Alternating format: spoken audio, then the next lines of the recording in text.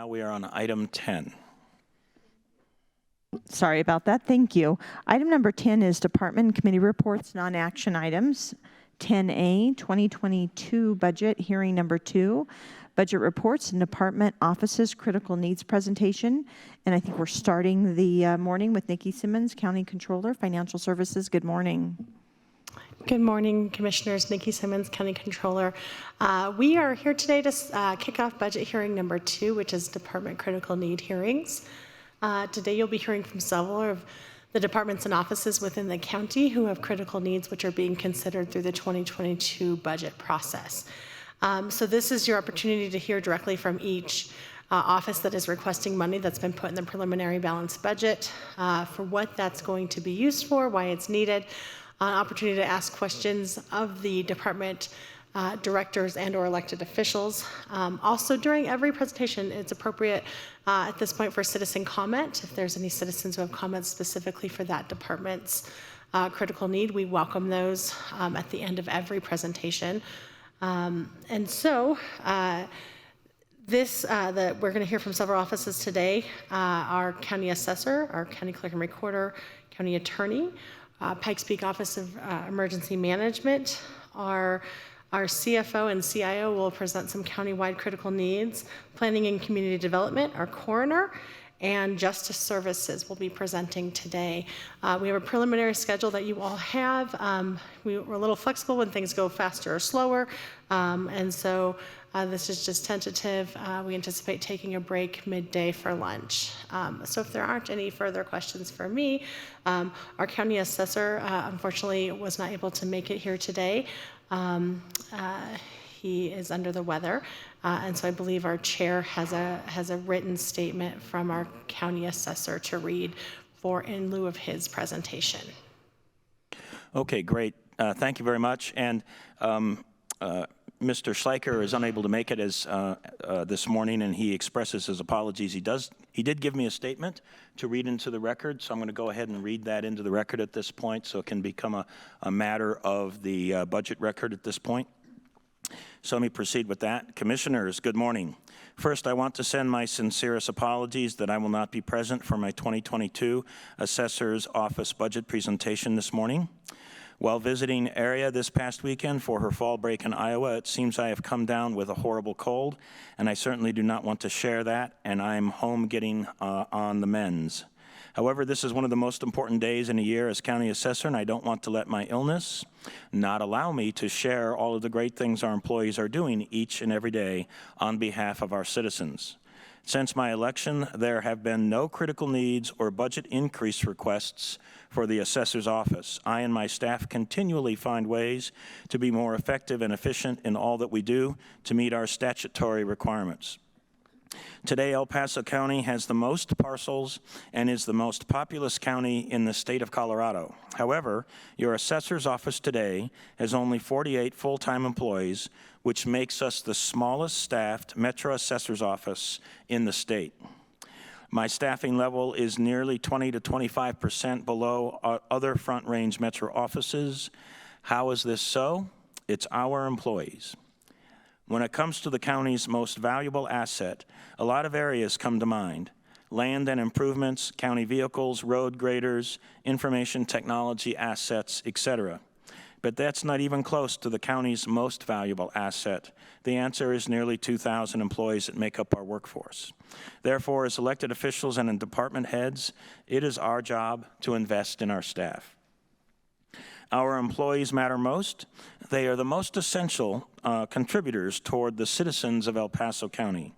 What we all should have learned over the past 2 years, especially in today's continuously changing times, COVID, natural disasters, public safety, etc., it is human assets, not the fixed or tangible assets, that differentiate an organization.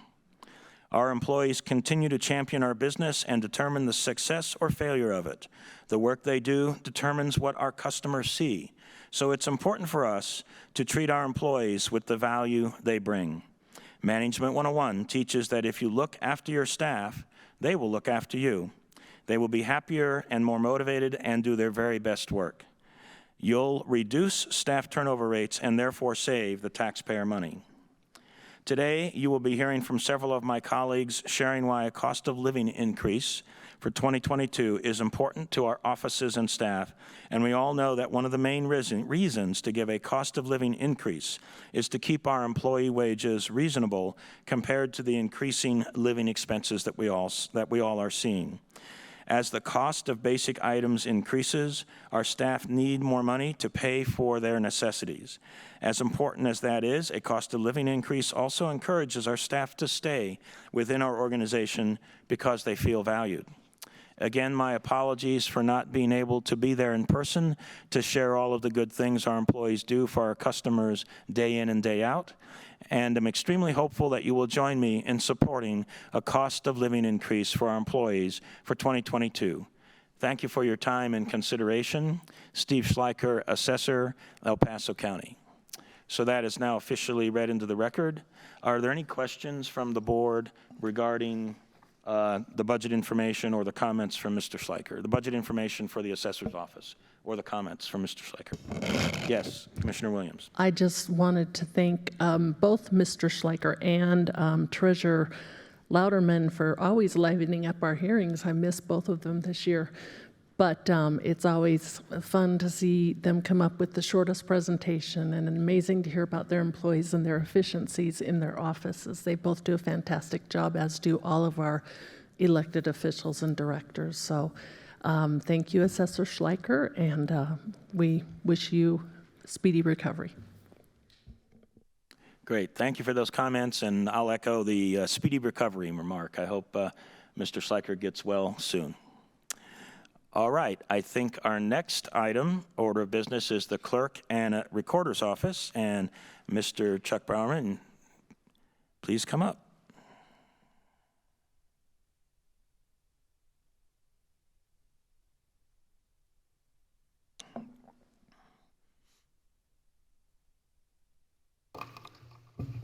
Thank you, Chairman Vanderwerth, County Commissioners, for allowing me to present. I'm going to be uber short, like my presentation on elections, to get you back on track. But I did want to point out one thing, and I wanted to expand upon it. I'm going to go to slide 9.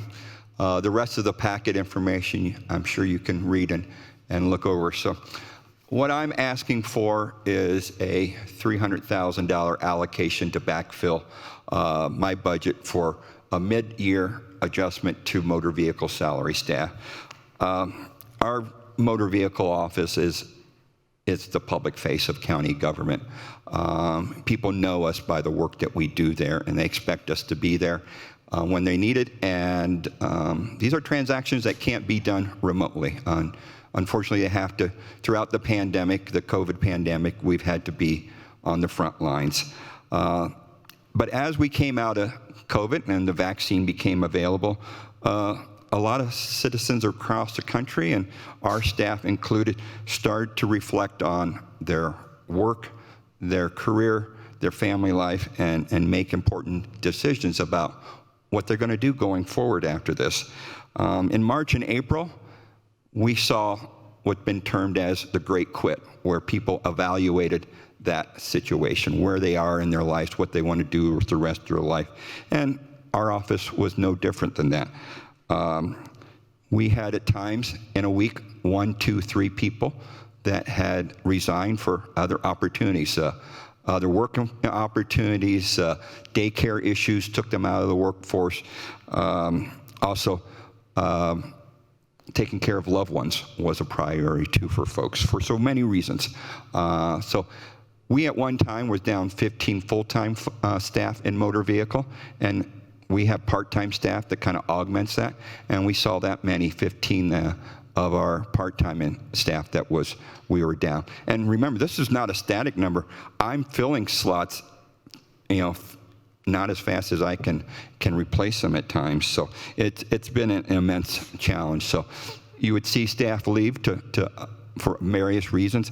That song from Queen sometimes ran in the back of my head, when someone resigned. Another one, Bites the Dust. They were going to many different fields. Some of them were being attracted by other county positions, and I understand the need of the sheriff department, other things to staff that. So I think it's a good career development for opportunity for them. So, and it was an important thing to do. But I'm not the only one in the state that had that situation. So recently in Mesa County, the clerk closed 2 of their 3 motor vehicle offices.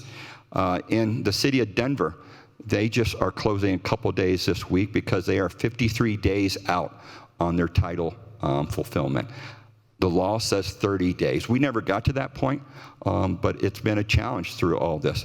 So they've closed in Denver because of the high number of backlogs they have in their title. And they announced that they're hiring 26 people that will begin training at the end of the month. So that shows the impact there. But it's not just large counties, it's medium-sized and small counties. Pueblo County has had its challenges, and I'm in a good spot right now because of this, because we are able to backfill and increase wages, even though there's still stresses from other places, such as Amazon that is hiring and taking away from that pool. I loaned someone for 3 weeks down in Pueblo. Why did I do that? It was an important thing to do. We all are in this together, and I hope that if I was ever in that position that I would get that reciprocated. We sent someone for 2 weeks down to Kit Carson. Kit Carson had 2 people that had illness and 1 person that had surgery. They only have 5 people, and they have to run an election. So while the clerk, my counterpart, was setting up for that election, her other person was doing recording and other stuff, and my staff, my 1 person, was the motor vehicle department for 2 weeks for them. So we're happy to be able to do that, but we need to be able to pay a living wage, a fair wage. Costs are going up from gasoline prices that have doubled since the beginning of this year. Food costs are rising dramatically, and this backfill from my restricted funds. My restricted funds are variable. I can't always count on them, and that's the challenges of using restricted funds. Is it's not permanent. So I request the backfill to pay our staff in motor vehicle appropriate wage, and I also echo what the county assessor did about doing a favorable thing for our citizens, for our staff, so that we can retain the excellent people we have. And with that, I'll entertain any questions you may have. Are there any questions from the board with regard to Mr. Browerman's testimony today? Okay, hearing none. Thank you, Mr. Browerman. Thank you all. Have a great day. Appreciate it very much. And I believe next on our list is our county attorney, and she's on her way.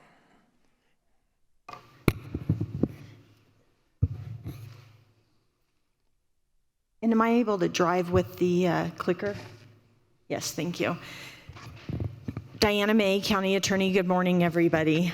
I appreciate the opportunity to come here in front of you and ask for a new attorney position. Before I get to that ask, I want to give you the reasoning behind my ask.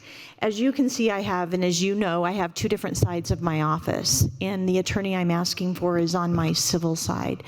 The group on the right, my great folks at the Department of Human Services, that budget is funded completely through the Department of Human Service, minus 1 attorney I pay for some work that the department does not pay for. So I'm not here concerning the Department of Human Service. Our budget for the Department of Human Service starts every July, and so we're in the middle of our budget.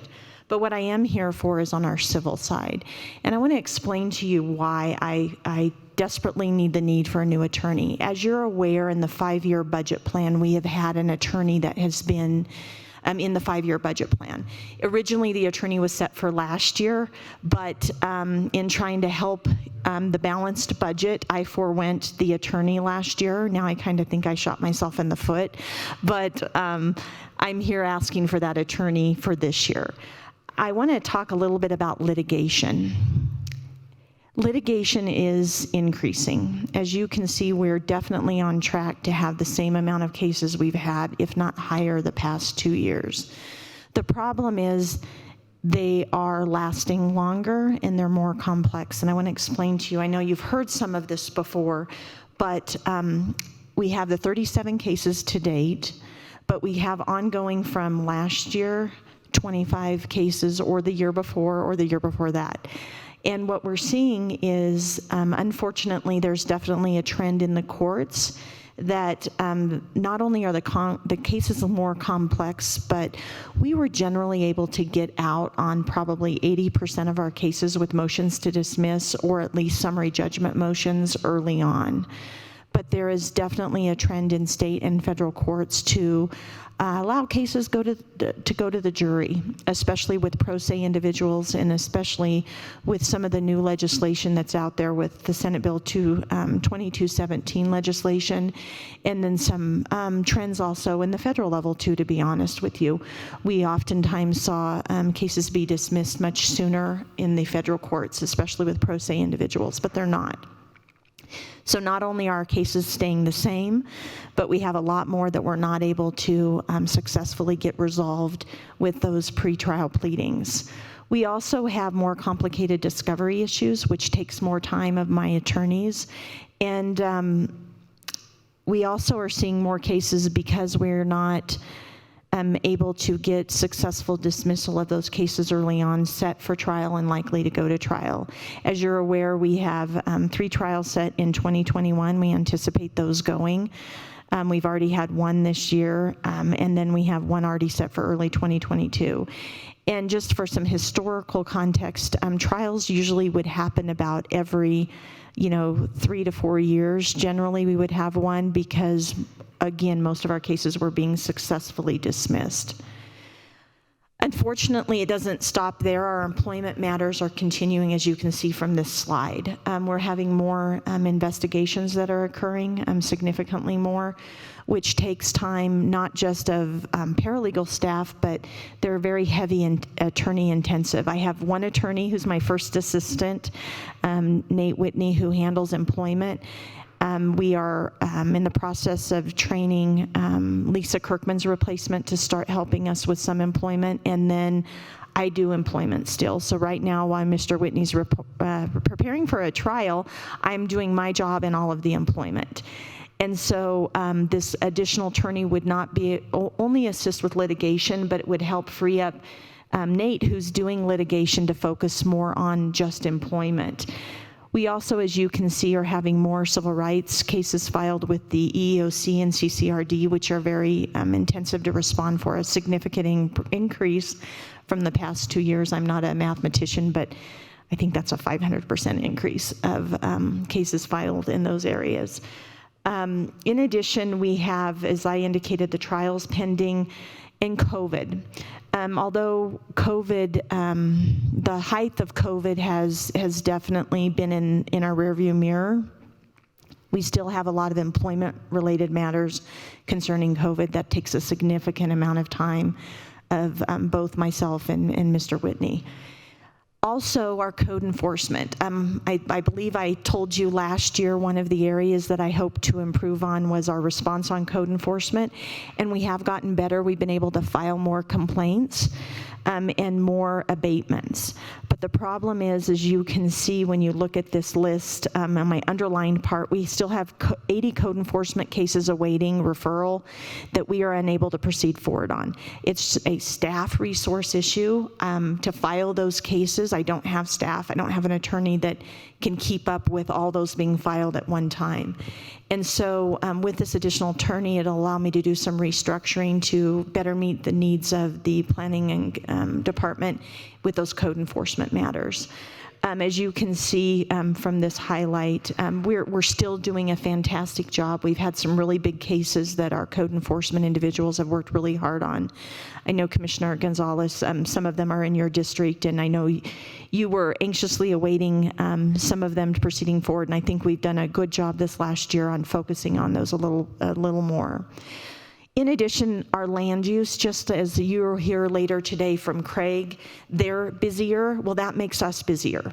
I have 2 attorneys with Cole's retirement. Lori's taken his place, and then Mary Ritchie has backfilled into Lori's position. Every time land use gets more, whether it be applications, whether it be requests for development, it causes the work in our office too. And as you can see, we are definitely going to be on track.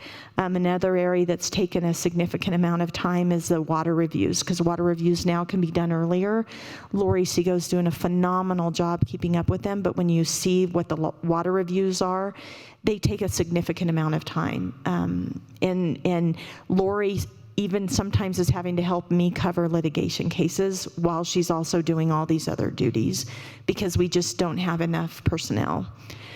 I'm asking for one additional attorney. I've explained to you kind of my logic behind it. And what I want to explain to you is we had in the roadmap the request for this additional attorney. What I have done, I want to be completely transparent with you, is I've asked for an increase from what you saw in the roadmap. And the reason I had asked for the increase was within my own budget and budget savings, I did appoint Nate Whitney as my first assistant county attorney. I needed that. And the department needed that, and the elected officials needed that. And so in doing that, I was able to do that through salary savings in my own budget in this past year. And so what I have done is in your 5-year forecast, I've added the additional money to pay for that additional increase for paying Nate's salary. And so the 5-year budget plan always had that attorney. And what I'm asking for in the critical needs request is the amount for the salary, the startup costs, and then the what we call is, computer-related costs in addition to the attorney startup costs. Before I get to any questions you may have, Commissioner Geithner, this is your first time me doing a budget presentation, but we always give you a limerick each year, and here's our limerick. The cat's team's so busy, you'll hear, it's hard to find time for some cheer. But with just one more lawyer, we'd have something for you, a much better poem next year.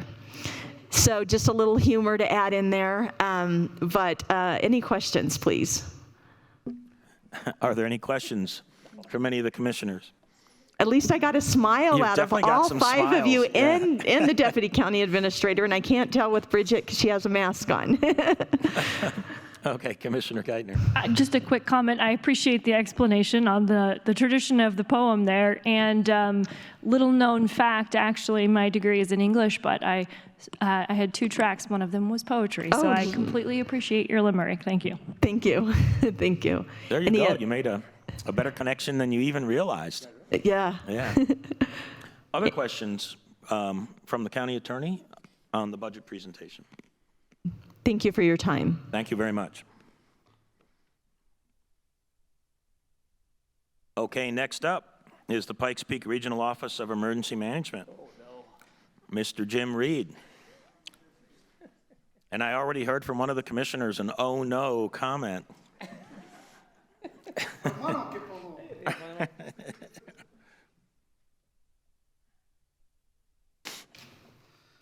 Good morning, Commissioners. It's good to see all of you. Jim Reed, Pikes Peak Regional Office of Emergency Management. A couple things. I'll go through these fairly quickly. I don't think there's any real questions on the organization. We've been through this. Our operations, most of you are familiar with that, so I don't think we need to read that unless you have questions. Mandates, that's always fun, right? Especially when they're unfunded, What I want to get into, I want to talk a little bit about what we've done so far, and that's enhancing our capabilities. And I think Commissioner Geithner got to see some of that a couple of weeks ago, and Commissioner Vanderwerf and Commissioner Williams got to see the exercises. So we're working really hard to get out there in the community and for preparedness. That's exactly what we do. Go to the next one. Our achievements. What I want to highlight here in our achievements is real important.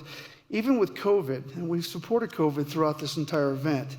And just so you know, we're still active. Our ECC activated in March, about 20 some odd months ago, and we're still active. We're not going to close until the health department has decided that the end of operation is done. So we're very active in that. twice a month, we reach out through KRDO and talk to those folks and do radio interviews and spread, preparedness messaging. And over 90% of our 35 plans have been consolidated and integrated. So what we've done is we consolidate them, we test them, we go back, make the adjustments and test them again, and then our plans are good to go at that point. And of course, when we do have operations, we go over everything that we had. I want to talk a little bit about the capital project request that I have. We have 2 alternate ECCs, or Emergency Coordination Centers.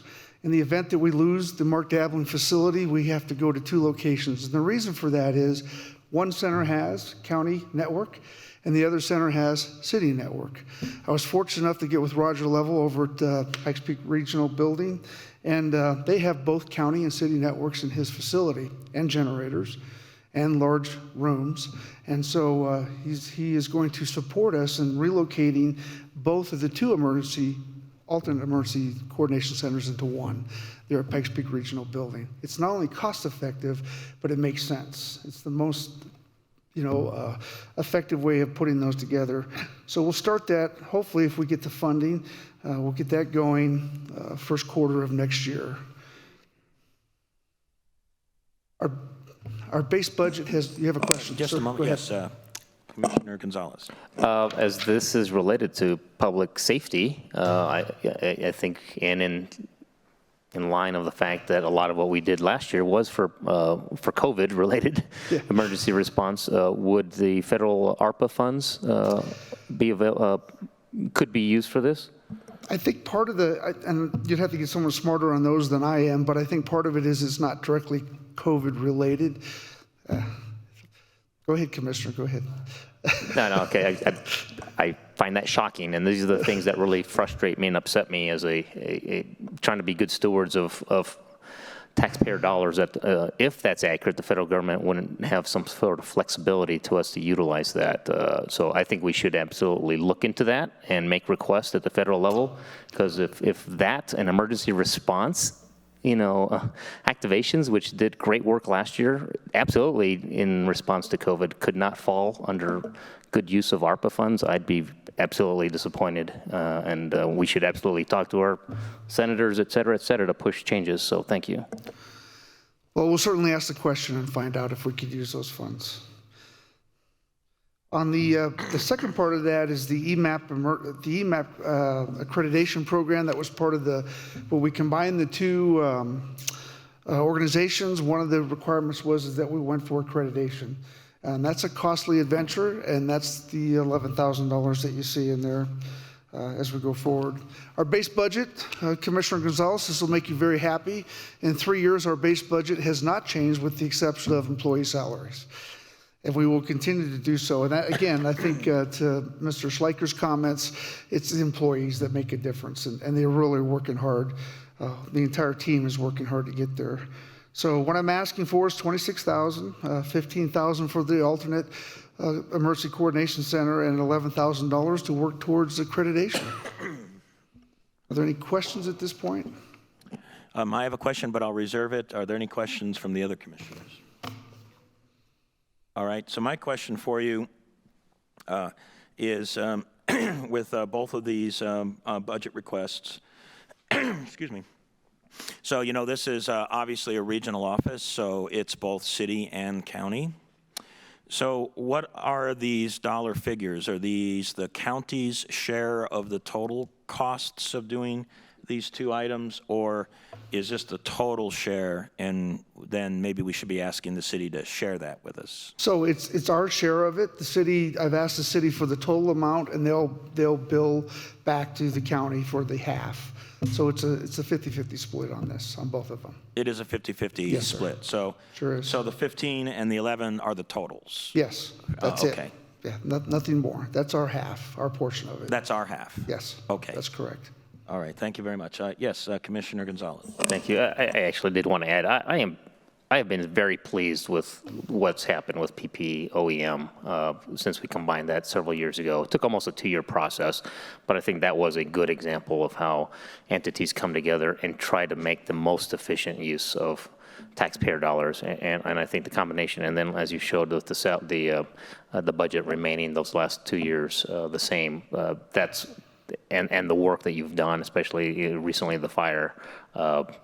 These are the examples I think we should highlight as the positives and the good that does happen when good minds from the community come together to make an idea like a combined OEM and brings it to fruition. So thank you for all that. Commissioner, if I may, Chair. Please. It doesn't happen unless there's a team. And the biggest part of that is I look at some of the great examples that have happened as a result of this. For instance, our GIS team from your IT department, that both GIS and city and county have worked so closely together now. If I need a GIS person for maps and I can't get a hold of one or the other, one can backfill the other. In other words, if I ask for a county person and can't get it, a city GIS team member can come in and take care of what we need, and vice versa. So that's huge. That's a big step in working together. The second part of that is the networking. With Office 365, IT has stepped up. Both sides are working very closely together. We're doing training together on cyber security. We'll be doing that here shortly, run an exercise, and we'll have people from CSU and El Paso County and the city working together, attending that training. The other part of that is the PIOs have worked very close together. If you notice, it's one message out to the public, it's not multiple. So it's one message, and so it lessens the confusion, and it is quite more informative to our public as we move forward. As you saw in the exercise up north, Commissioner Van Werfen-Williams, you've seen how many fire departments we had. There are probably 7. And Sheriff's Office and Monument PD and Palmer Lake PD were all there. So what this has done, Commissioner Gonzalez, has gone further than I ever anticipated in such a short period of time. The teamwork is phenomenal. I'm fortunate enough to have your assistant county administrator there helping me. I should get a stipend though. I mean, the guy's something else. But I'll say the support I receive from both political bodies, city and county, has been nothing less than exceptional. So I am very blessed and very fortunate. And I'm happy to serve. So thank you. Yes. Any other questions? Yes, Commissioner Williams. Yeah, I had a couple of comments. I think it will be interesting to see what becomes of this city fire mitigation department. But in terms of the exercise up in Monument, it was so valuable because everybody said we got to meet everybody. The sheriff's office said very specifically, it's so nice to meet people that we're talking to and who we would be talking to when it's on the ground. And I thought that was a really interesting comment to hear from that, is to have them all meet each other before they're in a crisis. And that's why it was such a great exercise, I felt. Thank you. Thank you. It truly is about community. We get rid of the silos, right? Here's the line, we don't go past the line. It's truly about the community, and it's the whole community, not just those areas. So we're very fortunate here in El Paso County, in this region, because they work so well together. I've been other places where that's not the case, and we're extremely fortunate here to have the folks that we have here. Any other questions from the commissioners? Okay, just a couple of questions and comments from me as well. I agree with you. I think the cooperation has been great. I think combining the 2 emergency operations center into a regional one is really delivering better results for our citizens. And we've had, since the creation, a couple of fires. I think there was the one in the southeast. It was called the 105 fire or 115 fire, something like that. 115. And then this one recently up in the northeast. And thank you, there's another one. And these could have been bigger disasters, but I think because the coordination is better, we were able to get out to these events. And the one in the southeast that I think was particularly interesting to me was the fact that we have a lot of cooperation with our military bases as well. So Fort Carson was active in using their ranges and firing down range, and they had fire teams on those ranges to ensure that, that firing didn't cause a fire. Well, they closed their training down so they could take their fire teams and work with your office to deal with that 105 fire down on the southeast. So that is certainly, to me, an amazing indication of cooperation, even to the point of closing down mission activity from a military base in order to fight a fire, because that's the right thing to do. I just think that's something else. With regard to the exercise, you had mentioned to me A little bit about maybe we have maybe up to 7 exercises. Is that going on this year? And I think last year it was difficult to get to too many. So this year, what I thought was funny, of course I didn't bring that sheet with me, but we've had airport exercise, cyber exercise is going to happen here next week. We have an exercise between the city and county fire departments as they work through their plans, as they update their plans.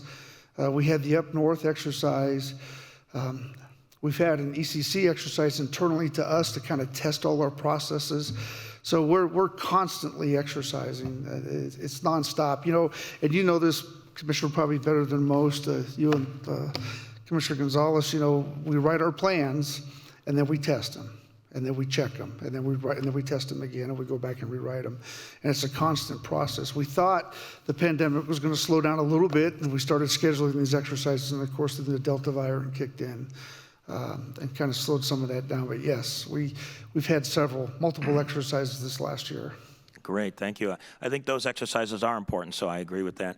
And recently, one last question for you. Recently, I had, I don't remember the name of the group, but that group that is digging pretty hard, trying to figure out what their evacuation times are to get out of western communities. They met with me and they were very concerned about not knowing what those evacuation times are. And I'm just interested in your comments on, do we have evacuation times? Do we have evacuation maps? Are we working with that group? Or is there a plan to work with the group? What's going on with that? So we're working very closely with them. When you talk about evacuation times, they're situational dependent. And I hate to tell you, the answer is it depends on what the situation is. And that's really, I can't, in theory, you can create evacuation times, but in reality, it's really something different than what you have. So we are working with the program, possibly, I think it's called Zone Haven, where notifications are a lot faster, information gets out faster to our evacuees. We're delving into that pretty closely. And I know there's other meetings that are coming with that group, I think first part of November, mid-November. So there's a lot of that going on. I had Mr. Hoyles over at the Emergency Coordination Center, him and his team over there, and we went through what we do, what the Office of Emergency Management does. I'm very impressed, liked everything that we were doing. So we're working very closely with those citizens. There's a lot of moving parts on that one, and hopefully we can all come together and work it out. Thank you. I appreciate your comment. It is truly situation dependent because the fire is in one area. Your primary presumed evacuation route might be closed, and you have to go to an alternate. And then times can change. Evacuation times can change drastically as a result. It did dawn on me, and this is just food for thought. Excuse me. I seem to vaguely recall, I've been in other communities where there have been evacuation route signs on the streets, maybe even to have a primary and an alternate, and if for nothing else, like if you really are trying to get out of a community because there's a fire, you don't have time to go look for a map. So maybe signs are helpful or useful, and you don't need to respond to that. It just dawned on me that maybe that's something that is within the realm of possible. I don't know if it would truly help or not, but I do recall there were other communities that had those. I would like to respond if I could. Please. When you have signs and they're designated, that doesn't take into account the situation. And the example I used is if you're on Black Forest Road and Woodman, we're very familiar with that correctly. And so if the routes are established that you go south on Black Forest Road to Woodman and then split out to get out of that area, would that be a good sign? The problem is if you have a hazardous material spill right there at that intersection, guess what? Now you've got to go north and maybe go up to Hodgen Road and evacuate. By setting evacuation routes for emergencies, I wouldn't recommend it because you have to be able to move. What we teach is we teach people to know many ways in and out of their community, because you just never know what you're going to come up against. Now, if you have hurricanes and stuff like that where they're predictable, the signs are perfect for that. This is our route, we're going to contraflow out of this area. But when you start talking about fire and hazmats, it's so unpredictable that to give set routes could be dangerous. So it's important that people know their neighborhood and know it well, and that they're prepared to evacuate. It's a shared responsibility, honestly. You know, the sooner you can get out of your home and get on the road, the better off you are. We've had people, you know, who just don't go, and there's not much we can do about that. But if you take your own personal situation right now, are you ready to get out of your house within 10 minutes and go? That's the question you have to ask yourself. And if you're not, then you need to be. And that's where you need to be. So does that kind of answer your question? It does. I appreciate that. And, you know, I thought that, to Commissioner Williams' point, the exercise that she and I went up to view was a great reminder of, how, you know, individuals' responsibilities to be prepared themselves. I thought the most interesting question that was asked of me, if you were to have a first responder come to your door at 2 o'clock in the morning and they were to tell you you needed to evacuate right away, would you be able to grab everything that's valuable to you and be in your car and leave in 5 minutes? Right. What a great question, because my bet is most of us are not. You know, frankly, I would just get up and leave and lose it all. I can replace my house, maybe some memorabilia I can't, but I can't replace my wife, my children, you know, I can't replace those folks. And so I would probably just get up and go. I know Black Forest, I was evacuated. I got a little safe with insurance and stuff like that, looked around at everything. It was nice having it, and left. I was fortunate enough it was there when I got back. So I guess the thing is life over everything else. And that's what we do. And that's what we try to remind people. But, you know, in crisis, people think differently. They react differently. So we just reinforce. And that's what we try to do. Great. Thank you very much. Thank you. All right. Any other? I don't think there's any other questions. Nope.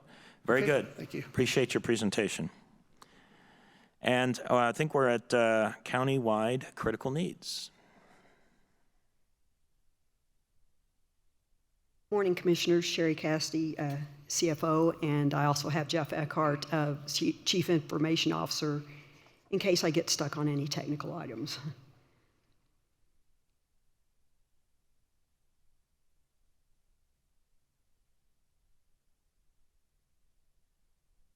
So what I'm going to present is the critical needs that are considered countywide.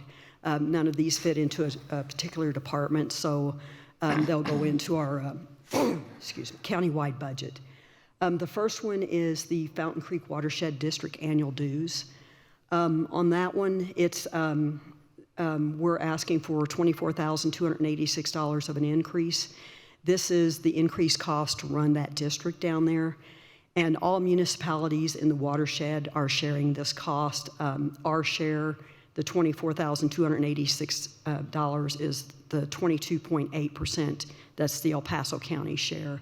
El Paso, Pueblo County, and then also all of the municipalities within those counties split that one up. The next one is the Spatialist Appeals Pro module.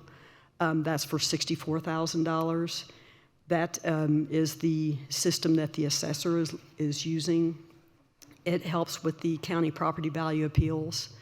And the public can file appeals and communicate virtually. The workflow, it's a workflow-based system. And then there's also the GIS maps for reference purposes.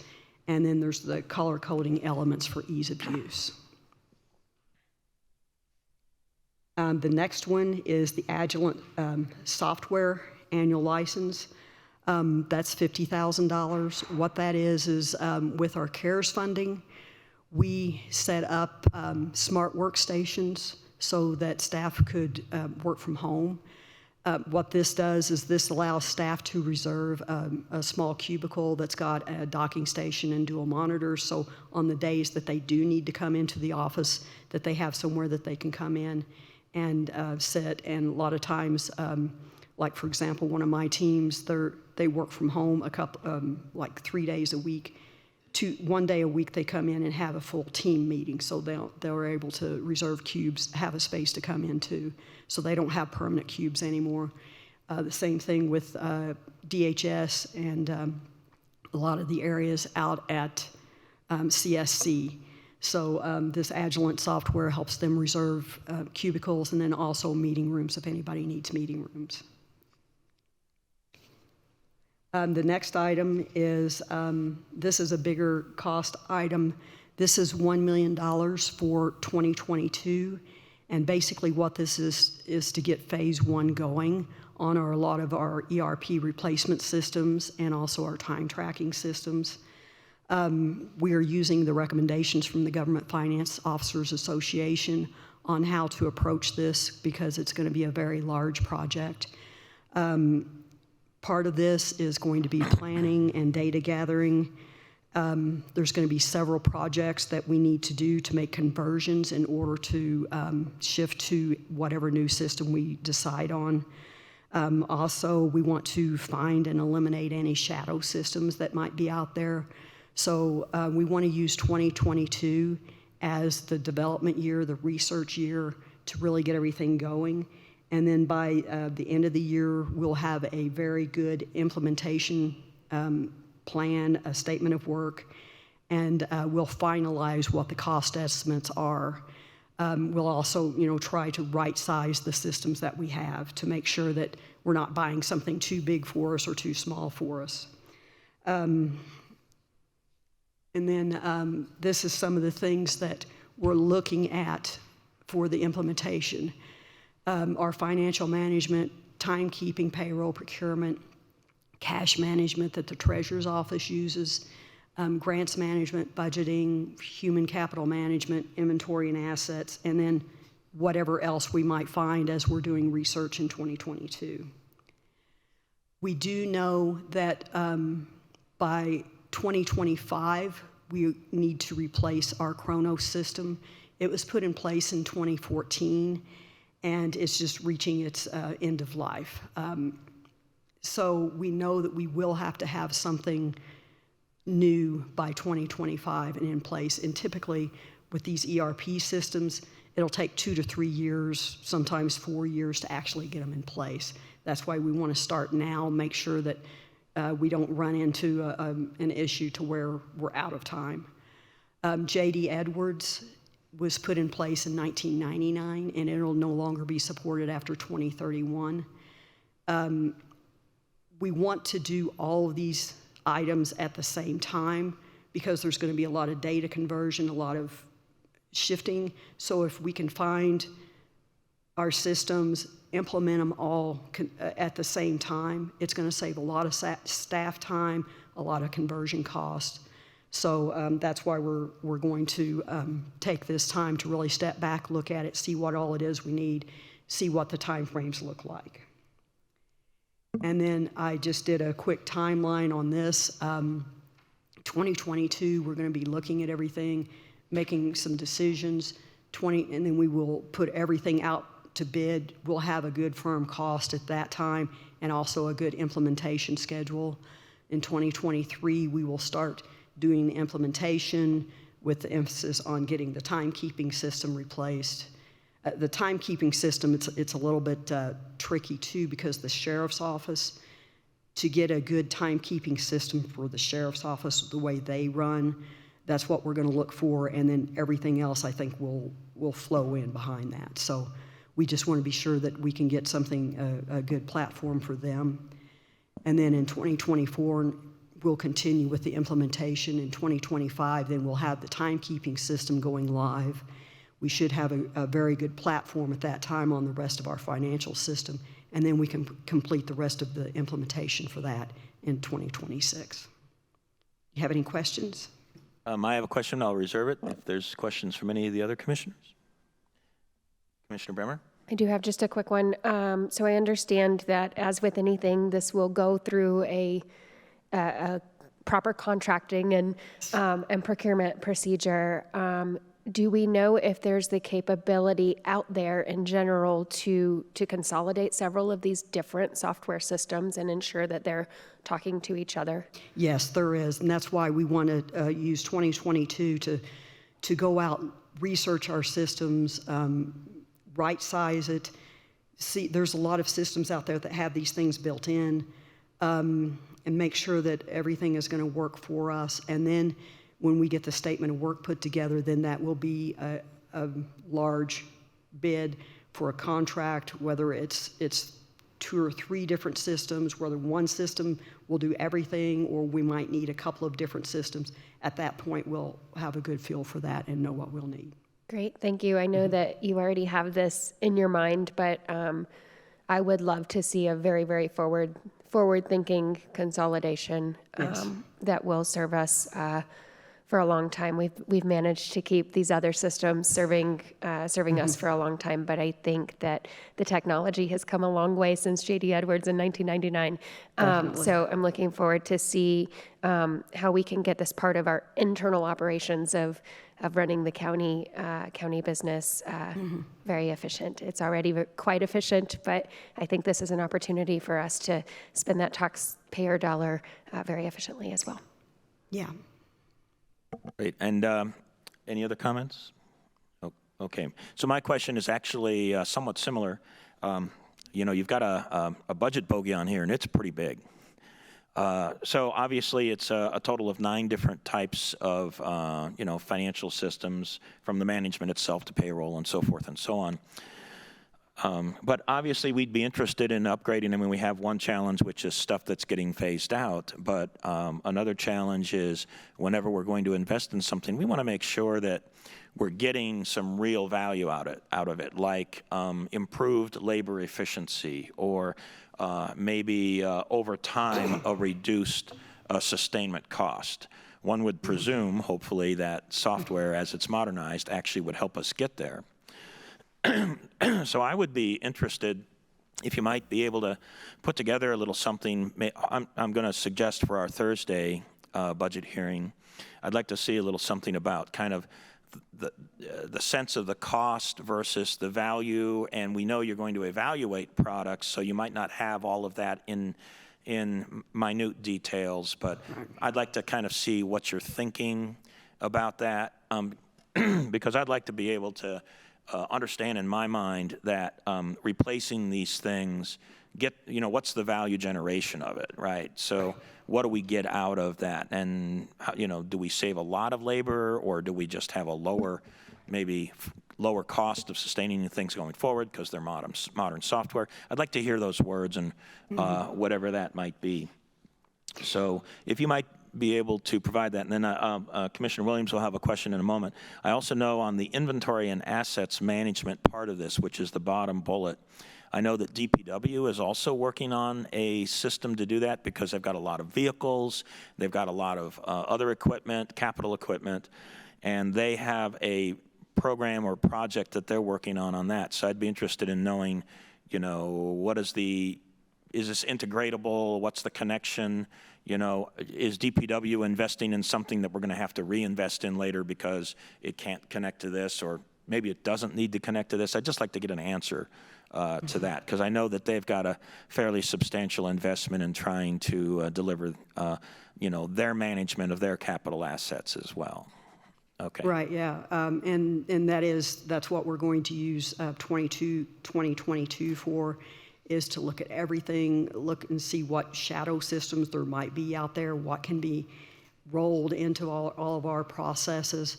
Right now we have like the cash management, payroll, and financial management is all within J.D. Edwards.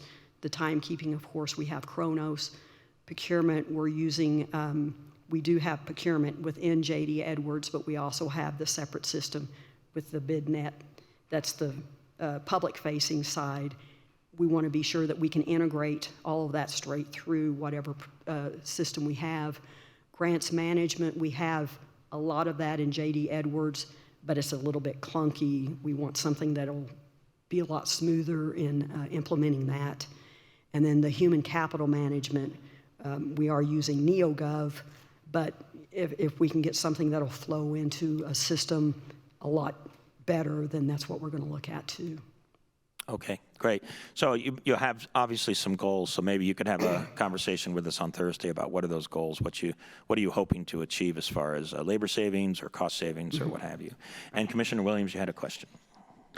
Yes, so in my probably too many long days at the county back in the early 2000s, I would say that from a human resource standpoint, I can't tell you how my employees were always on time when we got rid of the time card system, but for whatever reason, the time card system really bugged them.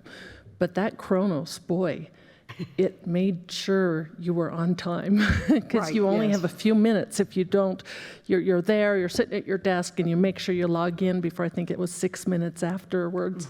So I think from a time standpoint, the computer system has been very beneficial.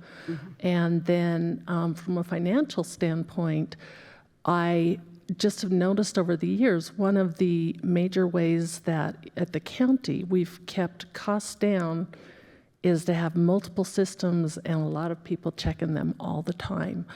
And so it's there's just never one person who signs a salary increase. I think it goes through like 4 or 5 hands before it ever gets entered into the system. And so I think the combining of these systems is really fantastic. But I think, some of these systems too, our department heads can talk about as well, especially when it comes to the human resources aspect. So those are the things I've seen in the I've never actually been active in J.D. Edwards, but the 21 years of J.D. Edwards and the Chronos, so, it was definitely an accountable system, that's for sure. Right, yeah, and one of our goals is to eliminate all of the paper being passed back and forth and have some good workflows in there so that everything will flow through without having paper, without having to do wet signatures, that you've got a signature on there and then it just steps through to the next person, and it doesn't have to wait for somebody to come back 2 days later and go through their inbox and get to it. So, and then also these systems, it's really going to help out on our cybersecurity side too. They're going to be have a lot better parts built into it in order to prevent all of that. All right, great. Question answered, Commissioner? Okay, great. Any other comments for Ms. Cassidy? All right, well, thank you very much. Thank you. I'll just have the one that I had for Thursday, yeah. All right, Planning and Community Development is next, but I do not see a representative. And Mr. Dossey's going to he's appear online. remotely. There we go, thank you. Good morning, Commissioners. Can you hear me? Good morning. So as the chair stated, my name is Craig Dossey. I'm the director of the Planning and Community Development Department. I apologize I can't be there with you live. We're a little bit under the weather, much like the assessor. But wanted to make sure you all knew how important this request is that I'm presenting to you today, both for our staff, obviously, in terms of the workloads and retention, but also as it relates to the development industry, being able to add additional staff to deal with the increase in workloads in that area. So Blake, if we could go to the next slide, please. Just quickly, in terms of organizational structure, we have 3 managers within our department. I believe Ms. Ruiz is in attendance today with you. She's our planning group manager. We also have an engineering group manager and kind of a new position, our strategic services manager. You're familiar with her. That's Mindy Madden. Within those groups, 2 of those groups, we have 2 different divisions. Specifically within engineering, we have obviously our engineering side, but also that same group oversees the operations of our inspection staff. And then within strategic services, we have both code enforcement as well as our administrative services staff, which they kind of take care of the day-to-day operations of our front counter and are dealing with a lot of the heavy workload when it comes to all of those building permits that are going through the process. Next slide, please, Blake. So just quickly, in terms of operations, I think most of you are very familiar with what our planning staff does. They really are the project managers on new development, taking it from cradle to grave. They're the ones that are doing the review for consistency with the land development code, maybe our 1041 regulations, certainly with regard to our master plan, and now with a new master plan, implementing that document. as well as state statute. They're also the ones that you see more often than not on hearing days, doing presentations before you in those public hearings. Our engineering staff, you're also pretty familiar with them. You see them a lot in hearings presenting the engineering components of the development review. They obviously are working mostly with the county's engineering criteria manual and the drainage criteria manuals, volumes 1 and 2. They also work pretty closely with our stormwater department, which is in Department of Public Works. There's a kind of a joint review occurring because development incorporates both the quantity of stormwater, which we deal with, but also the quality of stormwater, which is what the stormwater division deals with. Next slide, please, Blake. Our inspection staff, you don't see them much. They are the ones that handle the collateral that comes in that supports and secures the public improvements that are associated with the new development. And in doing so, they have to go out and inspect the construction of those improvements. They're out in the field every day. One of the positions that we are asking for as a critical need would be one of these positions. The benefit of that, commissioners, is it allows us to get those inspections done more timely. And in doing so, we get to preliminary and final acceptances quicker. That in turn allows us to release those dollars back to the developers, hopefully to reapply it to additional projects as additional development occurs. The next group is our code enforcement staff. You also interact with them, I think, a great deal. Most of you do. A couple of you more than others in terms of the enforcement actions that are occurring throughout the county. We have currently 3 code enforcement officers that cover, as you know, well over 2,100 square miles. They have huge areas to cover. They enforce the land development code in terms of zoning and subdivision violations. They also enforce the county's rubbish and weed ordinances. They're also the ones that handle the abatements, so the cleanups of projects. And Diana touched on this a little bit. That workload is not decreasing as population continues to grow in the unincorporated part of the county. We will see more code enforcement complaints, and that in turn will result in more litigation and more abatements on the properties in the county. And then lastly, our administrative staff, they support all of the functions of the other divisions. They also handle all the over-the-counter reviews. Those are like driveway permits, working with our inspection staff, septic permits, site plans for all the new homes that are coming online. And then also they staff the Planning Commission and the Board of County Commissioners hearings, doing the minutes, taking care of the resolutions for all of those actions that are done by both those two bodies.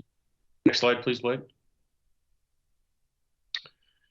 I'm not going to go through all these. Suffice it to say, there's a great deal of state statute regulation, as well as county regulations in the area of our 1041 regulations that we're tasked with administering, in some cases enforcing. Probably the one that I'd highlight that maybe you're not aware of is the guarantee of public improvements with it, which is within state statute. It's something that, again, our inspection staff handles. And then, of course, code enforcement, all of the county's regulations, but also state statute that requires us to enforce those different regulations. Next slide, please, Blake. So the strategic plan identifies really 2 separate charges that we have. The first is to partner with the local municipalities to try to create more uniform regulation. I think the IGA that we struck with the city of Colorado Springs with regard to annexations is actually a really good example of that, because we are working with them and with the development community to make sure that the design criteria for any project that the city is eyeing for annexation conform to the city criteria where appropriate, or the county criteria where appropriate. We're also continuing our regional quarterly planning officials meetings. I host those and kind of organize those. They've been really great in terms of having open dialogue on various topics. A good example of that was like tiny homes, along with some other things like group homes, dealing with those things that tend to pop up and making sure that one, we're all aware of them and that they are coming to us, but also try to figure out better ways to deal with them that maybe is more universal throughout the various jurisdictions in the county. Next slide, please, Blake. The other goal that we're tasked with is to continue evaluating and modifying our existing regulatory framework and procedures. I think the point of emphasis here is to enhance a business-friendly environment. That's a lot of what we've done over the last year, really the last 6 years. We've really taken on a lot of tasks to try to make things better, both in the land development code, but also in our procedures. We worked with the fire districts, specifically Nina did, as well as the Housing Building Association, to draft some amendments to the code to, one, clean it up because we weren't practicing what the code said we should with regard to the fire marshal having authority within the sheriff's office. That person no longer had the credentials for that role. So we needed to change the code. We did that working hand in hand with those fire districts and the HBA to make it make sense and really make a better process. We also revised our administrative, our pre-subdivision grading, used to be called early grading. Before, any developer who wanted to do grading ahead of getting their subdivision approved had to go all the way to the Board of County Commissioners to get that approval. We recommended and you all approved the ability for myself to approve that in advance of their subdivision being approved in the event that they, or if, as long as they would provide us with collateral to secure grading erosion control for that operation. We also revised our regulations with regard to appeals of administrative decisions. That was something that sort of got triggered by some litigation and working with the county attorney's office to button that up and make it make more sense. We also revised the variance of use criteria in order to implement the new master plan, essentially requiring that consistency with the master plan be one of the criteria. It's not, it's one of the ones that you can use. You don't have to use, but you can use, whereas before that wasn't even an option. And then lastly, the one that's sort of pending is we have drafted some submittal checklists. That sounds sort of mundane and simple, but it's really not. It is a tool that the industry can use to make sure that they've addressed everything that needs to be addressed in making a submittal to us, but also it will ultimately allow us to bring our new staff as they come online up to speed quicker in doing those reviews, making sure that we're consistent from review to review. So we are waiting for some comments back from the HB on that, but we're still hoping that we can get that to the board before the end of the year, if not early January. Next slide, please, Blake. So I think we sort of casually all recognize how busy it is in terms of development in the county and the cities, but I think putting a number on it really kind of brings it to light. We, every year, obviously, just like every other department, we do have an annual budget. And in the case of revenues, we projected a revenue of $1.4 million for the end of the year. And through September 22nd, we already exceeded that. We're at 1.472, and we're now projecting that our revenue would be closer to 2 million. So almost a $500,000 increase in our revenue. And it's important to note that that revenue is still based on a fee schedule that was established in 2007 and then slightly modified in 2010.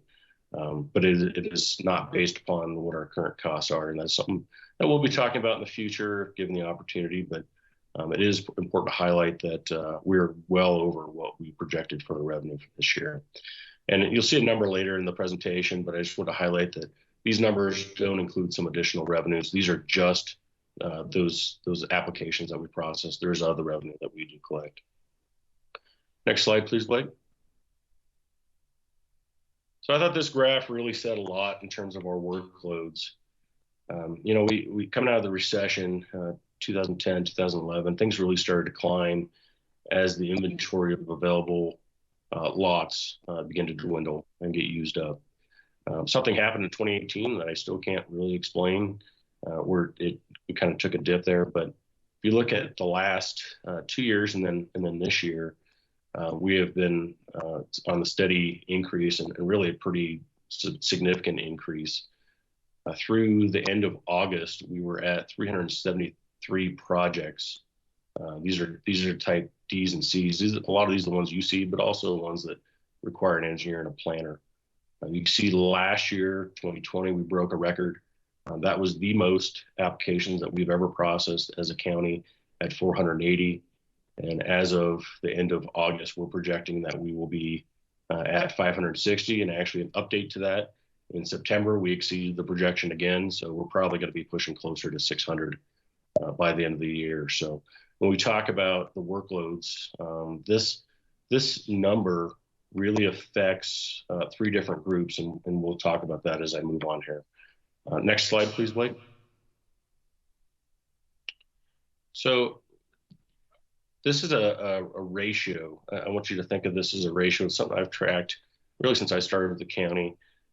This is a ratio of the number of reviewers to the number of major development applications, and that goes back to that number that you just saw. Starting in 2003, and this was before the previous recession, we had 17 technical reviewers, and they processed about 350 major development applications. That's a ratio of almost 21 projects per reviewer. Fast forward 4 years, that ratio increased to 22 projects per reviewer. Fast forward another 3 years, it increased to 29 projects per reviewer. 2015, again, another increase to 36 projects per reviewer. 2019, again, another increase to almost 44 projects per reviewer. So now we're double what we were in 2003. And then as of this year, based upon the projection of 560, which again, now is going to be higher, we had plus or minus 12 technical reviewers on staff this year. Some with attrition and others or that weren't occupied because of attrition or because they were new positions that we're trying to fill. We estimated we had about 12 at any given time.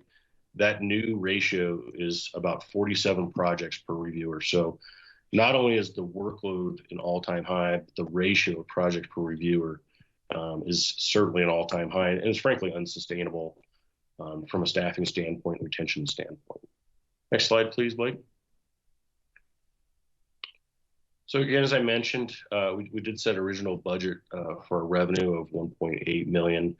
We're going to be well over that, and that variance is probably going to only increase. Is estimated at $437,000, but that's going to increase with our projections already being too low based upon what happened in September. Our original operating budget was $3.4 million. We're well under that. Most of that was due to underspending in personnel, trying to hire and fill those new positions that we had. I am happy to report that we filled all but 2.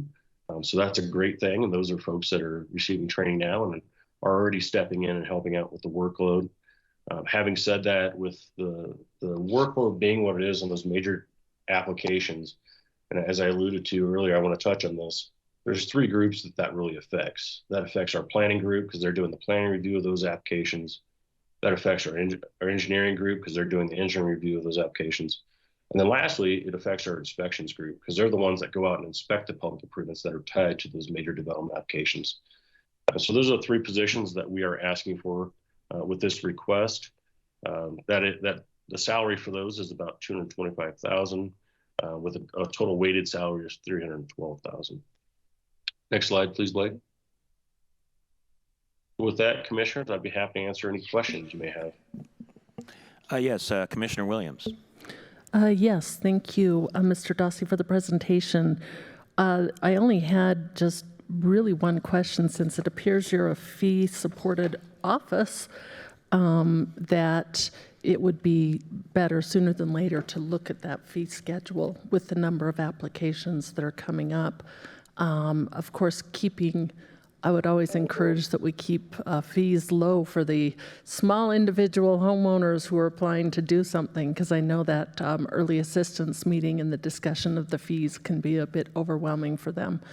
But that's something I would like to see done at some point pretty soon so that we can get it updated to a more reasonable price, according to the inflation that we've experienced. Thank you for that comment, Commissioner. I will tell you that we have an update ready to present to you.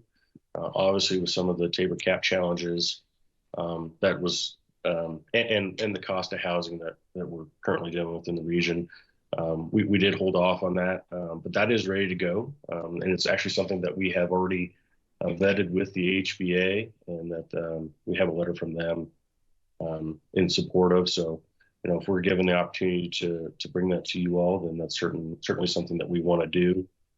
Because, with the workloads that we have, we feel like we can pay our own way, if not get pretty close. So I do appreciate that comment a lot. Thank you. Other questions? Commissioner Geithner? Thank you, Mr. Chair.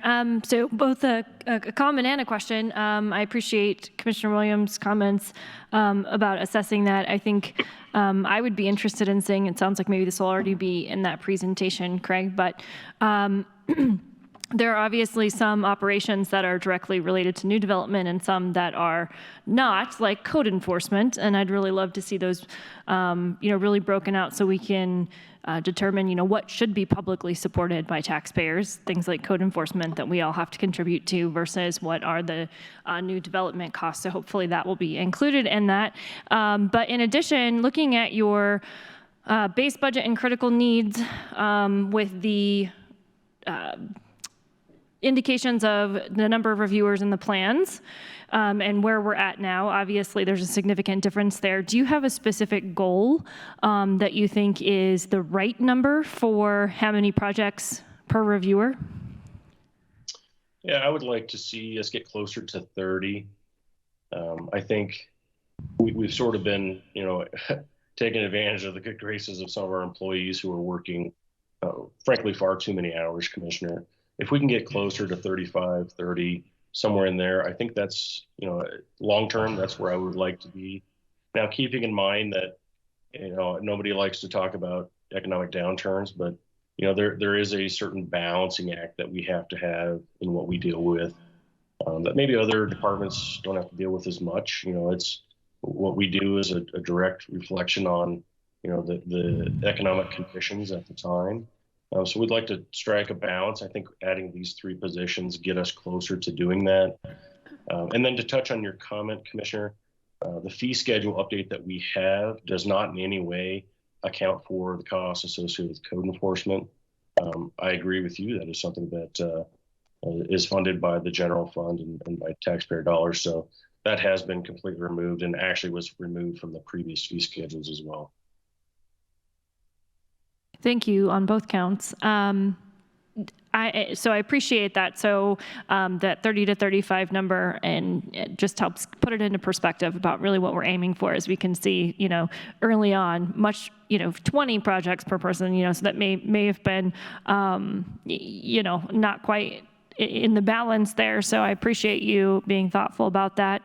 The other thing that I would be interested in is the average time it is taking to review. And you may not obviously have that today, but that's just something that would be interesting to see if that data is available on how much time it is taking. Has that increased? Has it decreased? And just having an understanding of not just how many projects, but what the time frame is that is taking to review those projects for just situational awareness on what that really means for both our development community and also from a staffing perspective. Sure, and I can talk to that. I don't have all the stats in front of me right now, and I sort of like Mr. Reed's response. It depends. It depends on the nature of the project. If we're talking about a development, a preliminary plan or final plat that's got 800 lots, obviously an engineering review of that is a lot more complicated and in depth than maybe an engineering review of subdivision that's got 2 lots. So a lot of that does depend. I will tell you that we were at 40-day review timeline for projects as they came in towards the beginning of the year. And a lot of that was a reflection on that huge uptick that we had during COVID, which really made no sense to anybody. But that is something we dealt with. We did add additional staff beginning of this year to deal with that. And now our numbers are dropping back down somewhere between 21 and 30-day review timeline for that first review. So I'm happy to report that. Again, it does depend on the technical nature of the project. Some of the more simple ones we can get out obviously a lot sooner. But also one of the things that we've talked about is some of our timelines are largely dependent upon whether or not a state entity has to be sent a referral. And that's one of the things that we've talked with PIO about in terms of some legislative changes that on a fourth review that gets sent to a state agency, we're under state statute, we're required to give them at least 21 days. That may mean just crossing a T or dotting our I or changing a 6 to an 8, but under state statute, that's a requirement. So sometimes our timelines are out of our control when it comes to those referrals that we have to send out. Thank you for that answer, and I appreciate that you included that sometimes those are related to state things. I think seeing those averages over time would cause us potentially to look for what those causes are. So for example, and I think you and I may have talked about this before, but regional building, we get the average timelines of all of these different things in there, and then we can sit back and go, but we know that Amazon came or whatever else, just the same as you're talking about some of those bigger projects and anecdotally understand that data. But exactly what you brought up about saying what are the legislative changes or those things that are impacting us would just be helpful in looking for other ways to address those as well. But thank you for all of the answers. Thank you. Okay, other questions? I have one as well, but I'll reserve it unless if there's others. Okay, seeing none. So, for the revenues that come in, obviously some of those revenues, some part of those revenues comes from individual citizens wanting to do a project on their property, but other part of that revenue comes from the developers, and they usually have big projects. So we know that it's always important for us to do what we can to meet all of our obligations to our citizens, but also to make this process as efficient and as fast as possible, because time is money on the industry side. And I see, I think it does make sense to add positions to help address that challenge. But my question is, and I might have just missed it, but you can maybe help clarify it for me. Are those 3 full-time positions a request against a general fund? Because we also have a revenue projected end-of-year increase over the original budgeted. So the question for me is, does it need to be general fund, or can we use the revenues to hire those folks? Or, is there a way to save the general fund using the fees that the applicants actually submit to us, because they're looking for faster turnaround times, and maybe we use those fees to help generate faster turnaround times? And I would have to defer to Nikki as whether or not we could reappropriate those, Commissioner. I think is what you're asking for next year.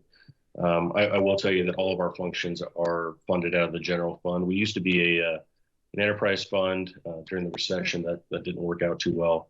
But we are 100% funded out of the general fund. So I'll have to defer to Nikki on the kind of the nature of your question, whether or not those could be used for next year. Okay, and Sherry Cassidy is up at the podium maybe to answer that question. Yes, their fees are, all of their revenue fees are general fund funding. So they come into the general fund and then you appropriate out of the general fund. So it is increased fees that will help offset it, but it is all part of the general fund. Okay, great. So those fees do get used for that purpose, it goes into general fund, so it's just a general fund, but we can make the argument it's going into this purpose. Correct. Yes. Okay, great. Thank you for answering that question. Any other questions for Mr. Dossi? All right, hearing none. Thank you very much for giving your presentation, doing it online. If I understood correctly, I guess you're feeling a little under the weather. I hope you get better soon. And thanks. Thank you. Go ahead. Can't tell you how it is to be wearing a tie in my basement, but I appreciate the opportunity to present. Well, we appreciate your dressing up for the testimony today. And there you go. Now there's a big smile. So that'll last for about a minute or two, then be good.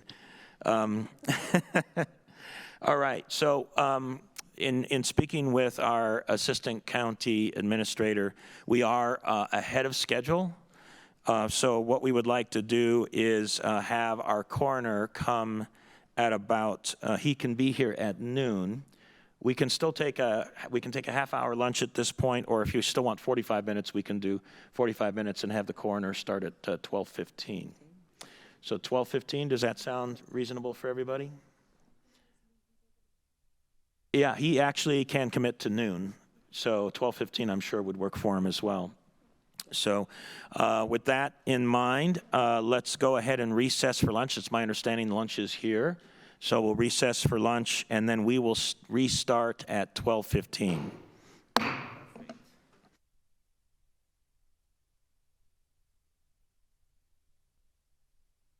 All right, let's bring this meeting back to order. And let's see, I think at this point, we have the coroner's office to give a presentation. Dr. Kelly, thank you for coming. And appreciate your coming a little bit early because we were running a little bit fast. Absolutely, happy to be here, although I do question the wisdom of having the coroner first after lunch here. But one of the things I'm not, I wouldn't say proud of, because proud is probably not the right word, but one of the things it's noteworthy about me is that 4 times in my life, I have sent people to the hospital just by talking. Twice at UCCS, once testifying at the courthouse, and then once at a Halloween-themed dinner party, which made for a really awkward time. But I'm sure you'll all be just fine. So here's the organizational. So first starting out, I have no critical needs. So I'm just going to update you kind of on where we are, what's going on, and give us a little bit of view of the future.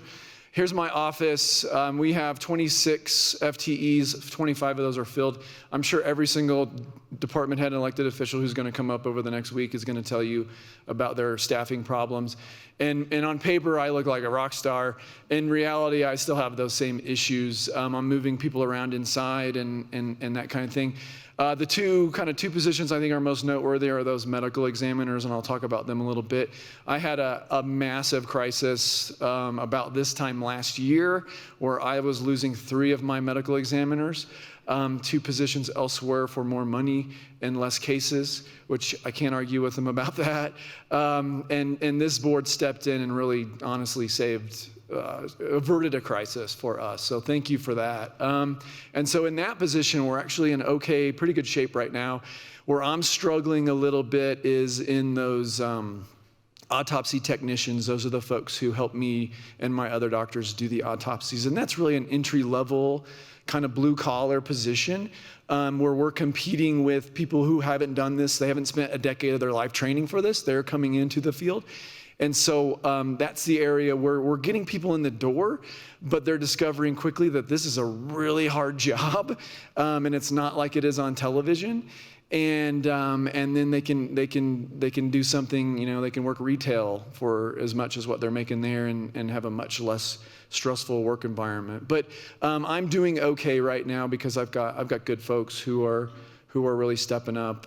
So here are our medical examiners. I have 5 full-time and 1 part-time, and this is a nerdy bunch here. But to make a forensic pathologist, and I've talked about this before, it takes the same number of years, which is 13, to take you from a high school graduate to a board-certified forensic pathologist, 13 years, as it takes to take a kindergartner to a high school graduate.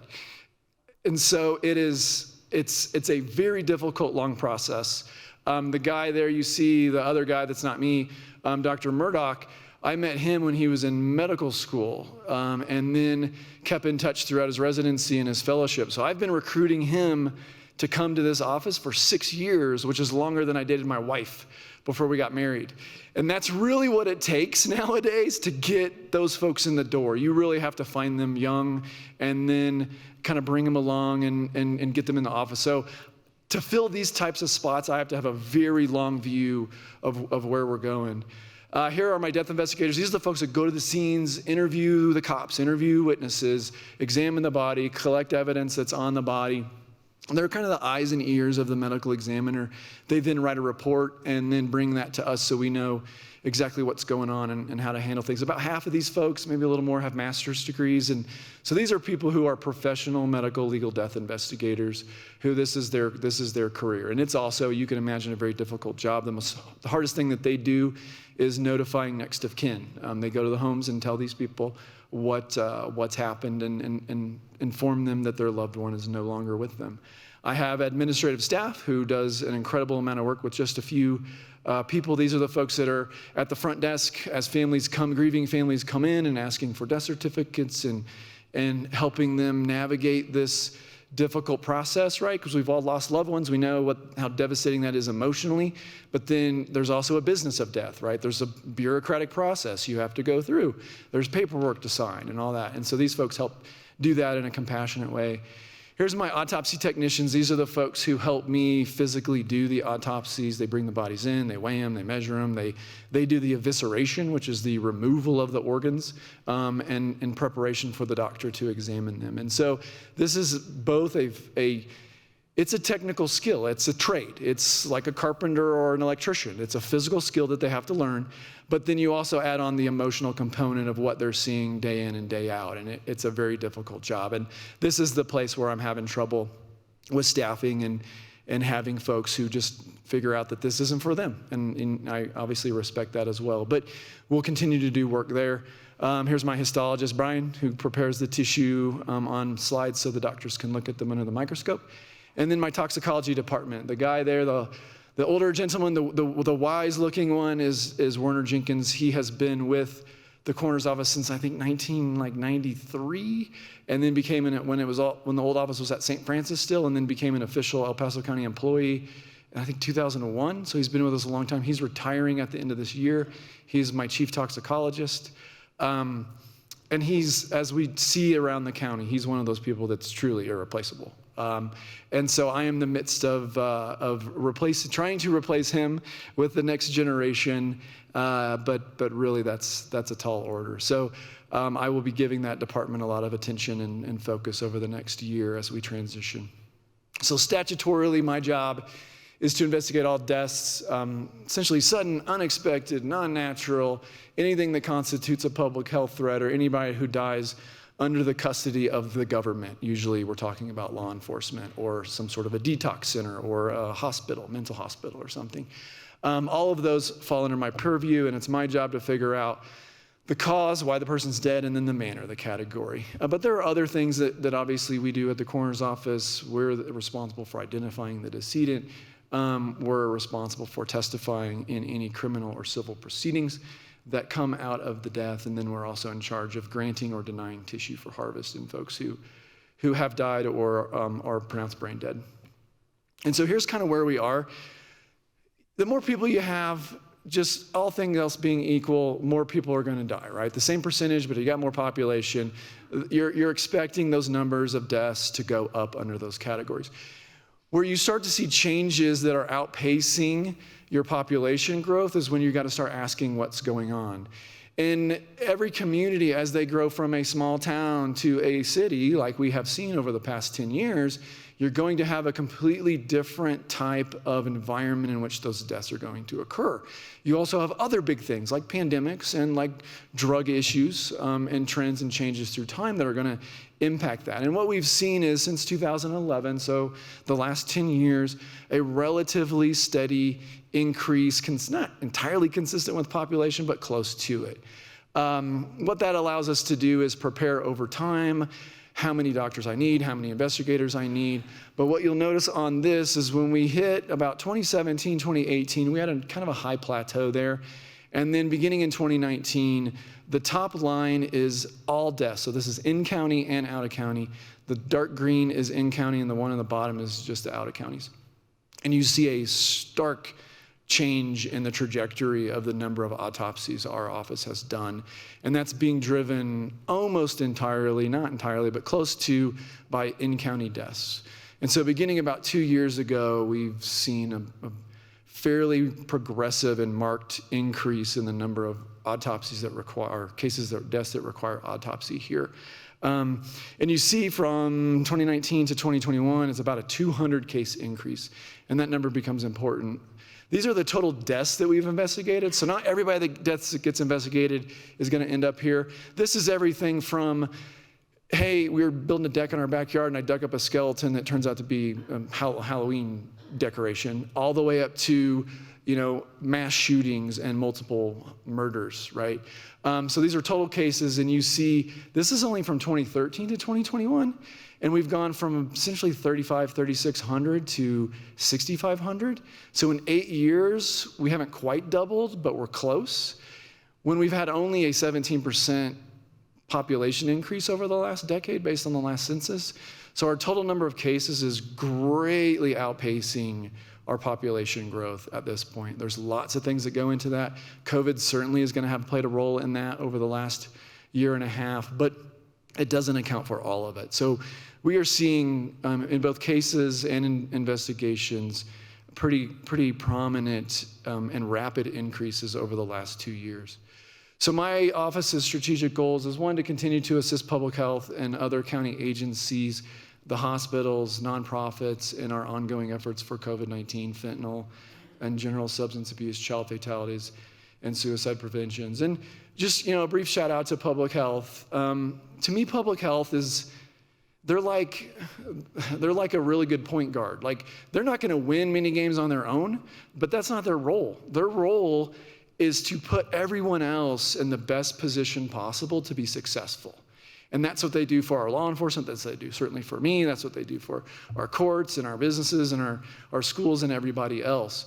And so I think one of the great strengths of this community in El Paso County government is that we have always, at least since I've been here, had a great understanding and appreciation for how none of us are in a silo. All of us depend on the success of others for our own success. And that has resulted in collaboration that, when I talk to my colleagues around the country, does not exist in other places. And I think that's one of the reasons why we have been so successful in various ventures, including a pandemic and suicide prevention and all that other stuff. I think I've presented this for like 3 years in a row. Deployment of an updated medical examiner laboratory information system. We have been working on this thing forever. And finally, I think last week, I signed the design model of what it's going to look like. So it's being deployed currently, or built currently, and it should be deployed relatively soon. That's being funded with unspent salary savings that I think rolled over like 3 years in a row. But I promise you, before I leave, this thing will be done. It does a lot that our current system doesn't do.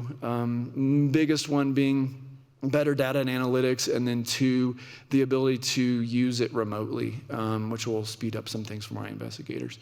And then same as everybody, recruitment, hiring, training for either currently unfilled or soon to be unfilled positions, because as things opened up, I'm promoting people from within, which then opens up another spot. So I've got these positions here that are being filled. The biggest thing for us is not filling the positions, but the time and the investment in training people in these jobs. That's really what is difficult in my area. These are the counties that we do in addition to El Paso County. We're covering, as you guys know, about a third of the state. From that, we receive revenue. The bulk of it is coming from autopsy fees. We're running ahead of last year. We'll probably be somewhere between $750 and $800 at the end of the year. And then base budget's $3.2 million. And then on top of that, I've got some reappropriated funds that I've already mentioned from previous years and unspent salary savings. So once again, no critical needs for me for next year. However, for 2023 and beyond, as I've talked about, numbers are going up. Currently, when you take all of our medical examiners and you average out the number of cases per doctor, it sits at about 260 autopsies. That number is important because we are inspected and accredited by the National Association of Medical Examiners, an outside party. Third agency comes in, inspects us, makes sure we're doing everything as we're supposed to do. At 250, when you are inspected, that counts as what we call a phase 1 violation, meaning that you've been sent to the principal's office and you're being warned that you have gone beyond what you're allowed to do. That's okay, we can deal with that. If we get to 325 per doctor, then we have what's called a phase 2 violation, which if you don't have a plan in place, here's how we're gonna mitigate it, here's what we're gonna do to solve the problem, you will lose your accreditation. And that's certainly not something that I want to have happen. The reason being is because when I'm sitting on the stand, every good defense attorney, the first question they're going to ask if they're smart is, Dr. Kelly, is your lab accredited? Has someone else come in and agreed that you guys do it the right way?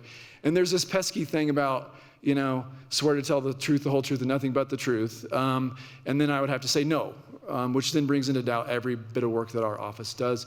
Furthermore, at a more practical level, it becomes difficult to impossible to recruit medical examiners to an office that's unaccredited, and that's the major problem that we see around the country. And so an unaccredited office will generally then sort of death spiral into everybody who's good will leave to an office that's accredited. And then the only people you can bring in are the people who can't get jobs anywhere else. And this has been historically an incredibly well-respected and really nationally renowned office. I don't anticipate any of this happening because we have historically gotten great support from this board. But I'm just talking about the future over the next couple of years. These things may need to be addressed. I would love, as the coroner, everybody to go out and get updated on their vaccines and eat their vegetables and exercise and stop smoking and drink in moderation and look both ways crossing the street and wear their seatbelts and do all the things that your grandma tells you to do, right? But I've been in this game long enough to know that probably ain't going to happen for everybody. And so we need to be prepared for if trends continue the way that they are, we will need additional resources in the future. And then toxicology, it's an arms race. It's technology, new drugs, more drugs. We then have to come up with the resources and the technology to then combat those.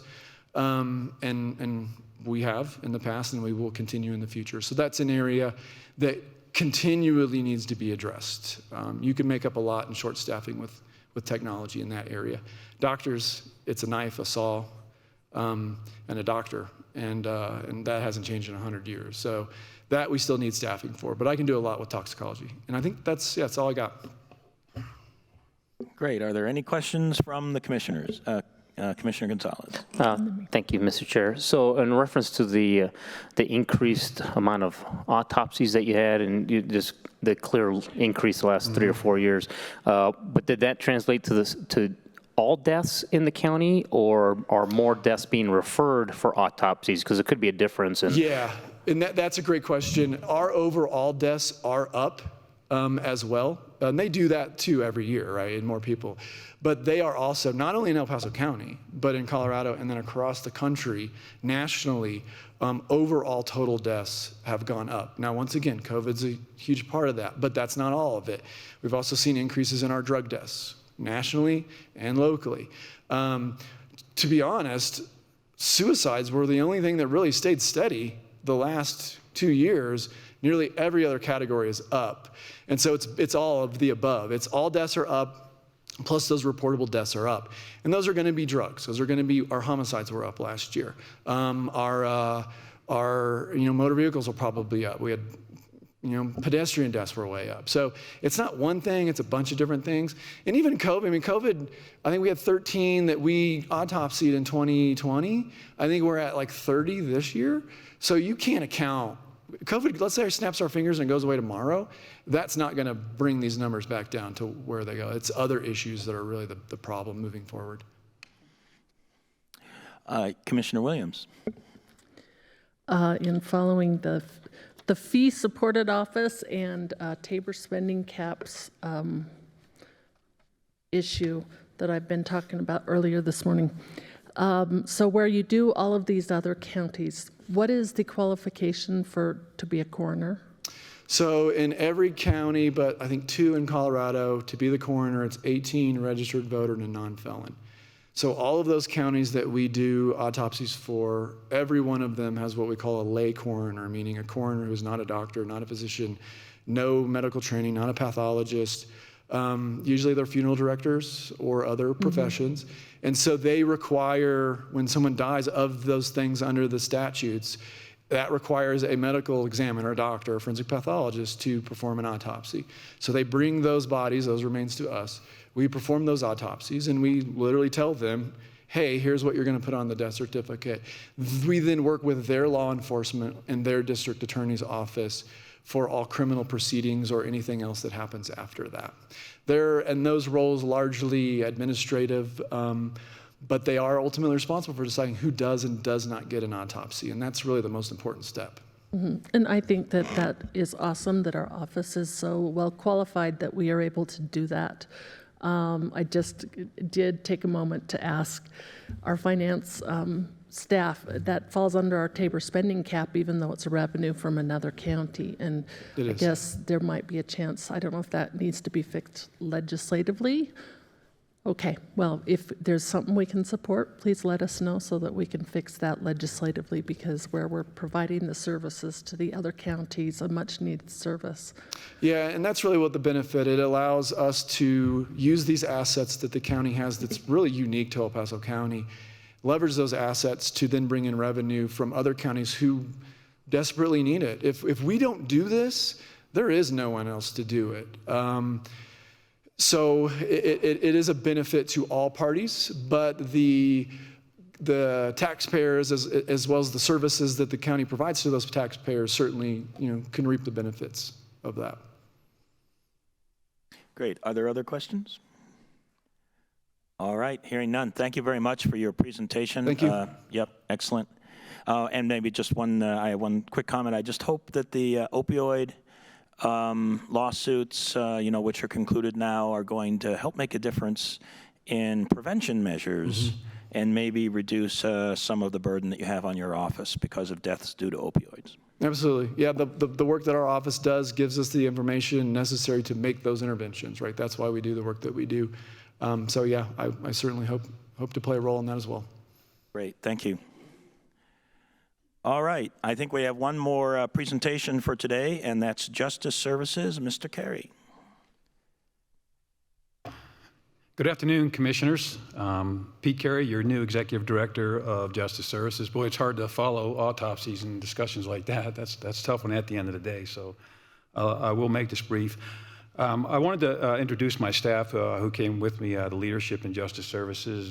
Justice Services Manager Christine Burns, Veteran Services Officer Marshall Bosworth, and Community Corrections Program Manager Angel Medina. So they wanted to come and tag along and make sure I didn't say anything that was not correct, so they'll keep an eye on me. I came to this new position in August, and it's been a lot of fun. It's been challenging. A long time in law enforcement. Looking at Justice Services from this angle has been very refreshing, and I have a top-notch staff that's really doing a good job. If you didn't know it, we have 3 locations. We work out of the Metro building right next to the courthouse, the old jail. And Marshall and Veteran Services works out by the Sky Sox Stadium, right by the Costco there on North Powers. And we have, I believe, 3 staff in the Mount Carmel Center for Veterans. Is that right? 3? So we're spread out a little bit. That's our organizational chart. What's not shown in there is a generous funding opportunity from the Sheriff's Office. He's going to give us some additional resources I'll talk a little bit more about in pretrial services in order to work on the average daily population of jail. So a great gift from Sheriff Elder, and we plan on getting them on board as soon as possible. And I'm not going to read all these things in the PowerPoint. They're pretty self-evident, but Veteran Services is a great liaison between the federal programs through Veteran Affairs, and Marshall keeps an eye on it. He truly cares about our veterans. He's a vet himself by state mandate, and I believe that most of his staff is also veterans. Criminal Justice Planning, Commissioner Williams, you're our Criminal Justice Coordinating Council chairperson. Thank you for your efforts there. And I've got a lot to learn about justice planning and what that committee does, but a lot of planning efforts in order to help best practices in the jail and making sure that we're taking care of our justice-involved citizens as well as our victims in the criminal justice system. As far as justice services, pretrial services, I think this is the most important part of this slide. They strive to maximize public safety, maximize court appearance, and maximize the appropriate use of release conditions, detention, and public resources. It's a lot of work, and there's a lot of responsibility and liability there. I think Christine and her crew does a phenomenal job. I'm going to touch in a minute just on a couple of legislative changes that's going to make it a little bit more difficult. Community Corrections, Mr. Medina's shop provides cost-effective alternative to jail and prison. So 2 kind of routes into community corrections, people that are transitioning from prison, and those that are we're trying to divert them from going to prison and making sure that's a good alternative. Again, everything that pretrial services does and community corrections does is based on public safety and making sure that our community is still safe based on our decisions and recommendations. I'm not going to go through all these, but it's the applicable Colorado revised statutes that give us the mandates to operate veteran services, criminal justice services like pretrial services and community corrections. And the Board of County Commissioners is the ones that instituted the criminal justice plan a few years ago.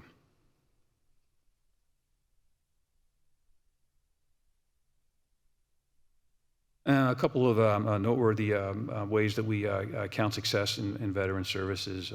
Again, customer service evaluation forms, the number of people that visit either in person or virtually, and the number of claims we help people through on a monthly basis, making sure that they get what they're supposed to get from the federal government. And again, moving into the future, we'll maintain those strategic plans and goals and indicators. On to criminal justice planning. I think Commissioner Williams, you work very, very closely with the action plan that's coming up in the next couple of years and what we hope to accomplish through that. But again, you'll hear Dr. Harper, Alexis Harper, who is our justice planner for the county, talk about evidence-based practices, making sure we're following the science and doing the very best for good outcomes for El Paso County. What I'm interested in is that third bullet is developing opportunities to educate the community on criminal justice and making sure they understand exactly what all the moving parts are.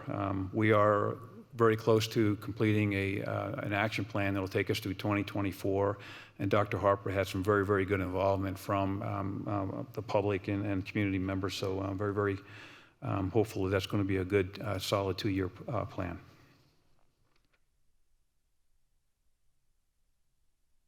A lot of numbers in here and pretrial services, but I can tell you and I can assure you that those numbers are going up. There's some things going on with legislative changes, specifically House Bill 1280, that in a matter of months will mandate that someone receives the opportunity for bond or bail within a certain number of hours, 48 hours. Of hitting the jail. That's going to be very, very expensive. I think it will prompt both a weekend court and a higher staffing level than we're seeing right now in pretrial services. But just as a matter of comparison, in 2017, PR bonds that were issued was 1,713.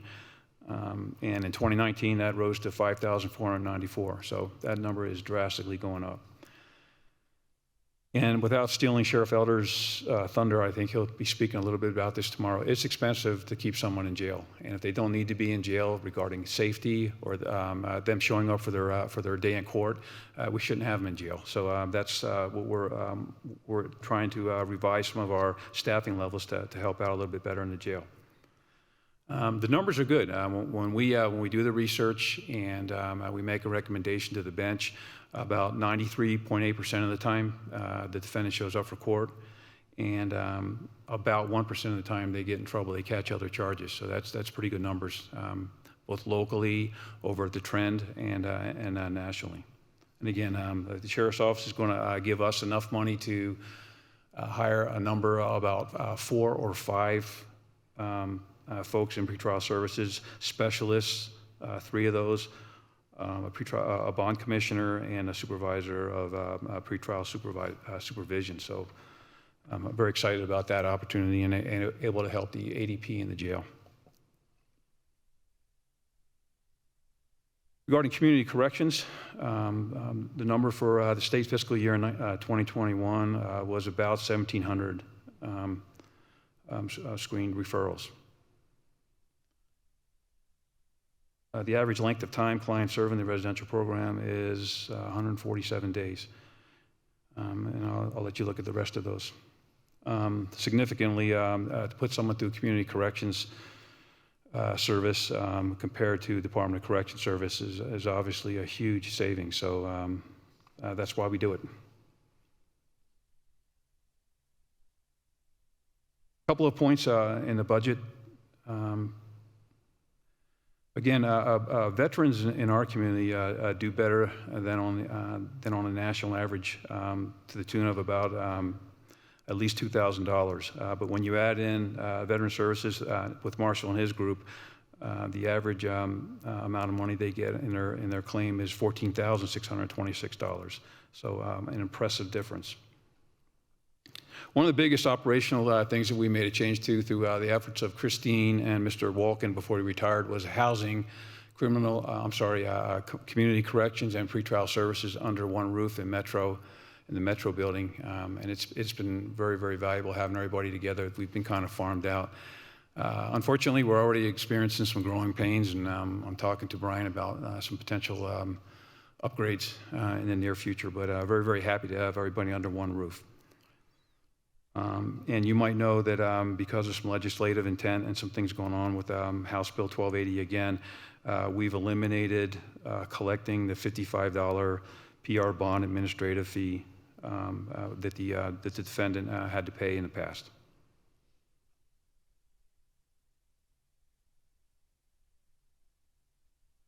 There are some numbers for specifically 2018 through 22, but the significant change in pretrial services and veteran services from 21 to 22 is the full cost of adding 2 positions, a pretrial specialist in pretrial services I'll talk about, and an administrative technician for veteran services. They are 2 needs that we're asking for today.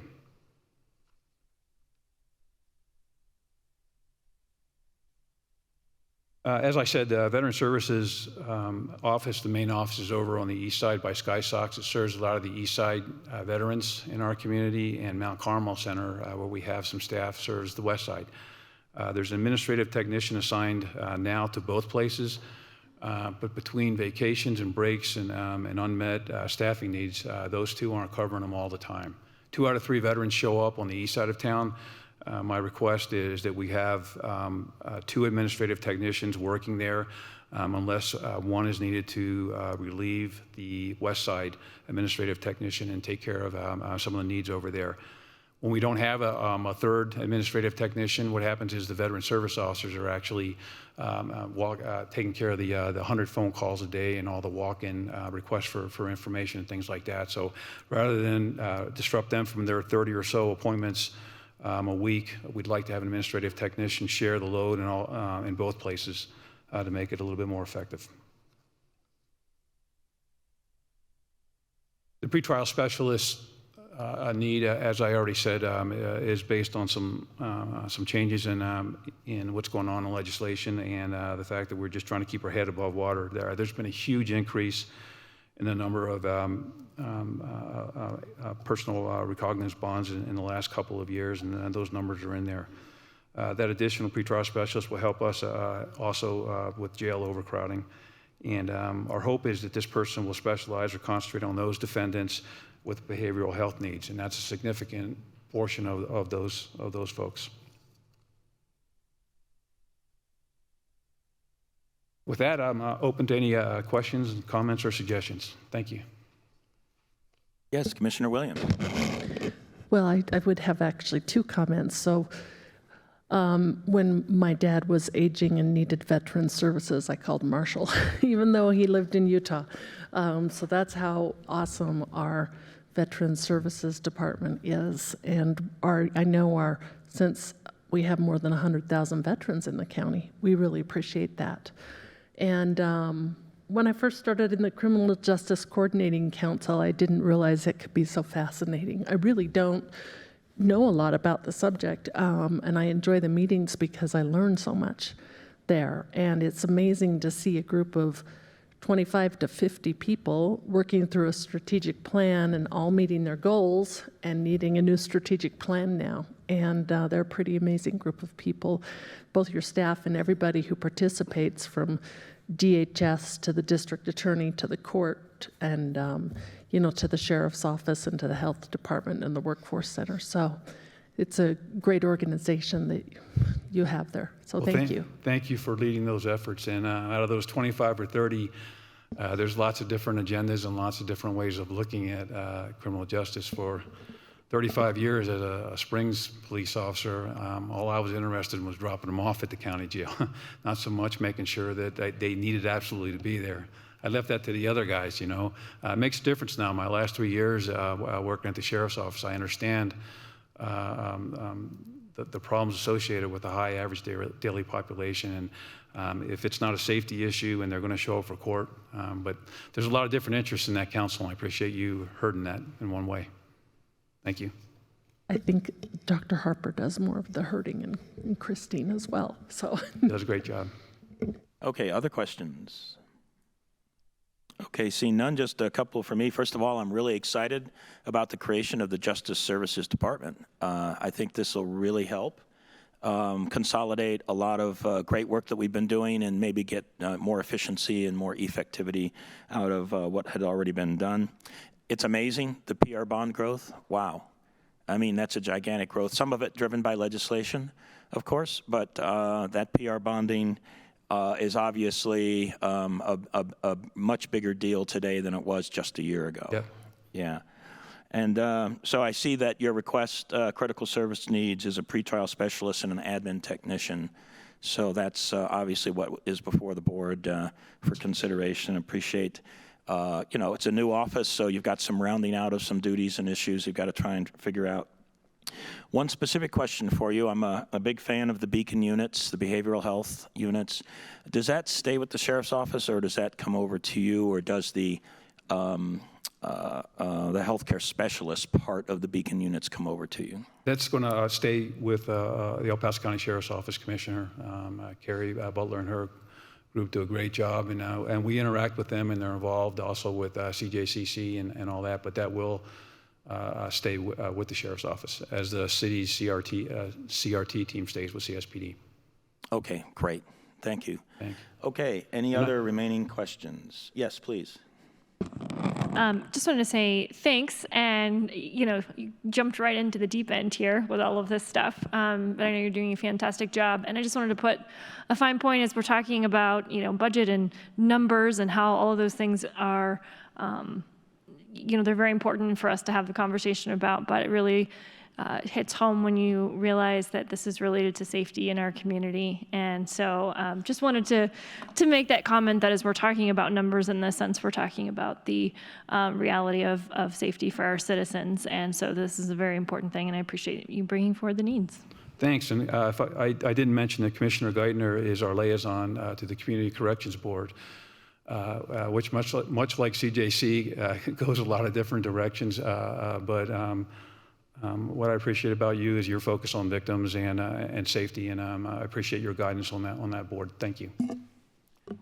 Thank you all very much. Appreciate your time. Outstanding. Thank you very much.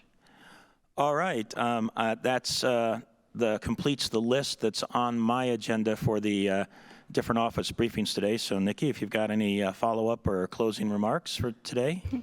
Just a couple quick things. So we do have a full day of budget hearings scheduled on Thursday as well. We'll hear from the remaining, the remaining departments and offices that have critical needs that are addressed in the preliminary balanced budget. In addition, I wanted to make sure that anybody watching knows that all of the presentations that we presented here today are available online on the county's budget website already. So if you want to go out to get an actual copy of that, those are available for public inspection. And we continue to welcome any public comments.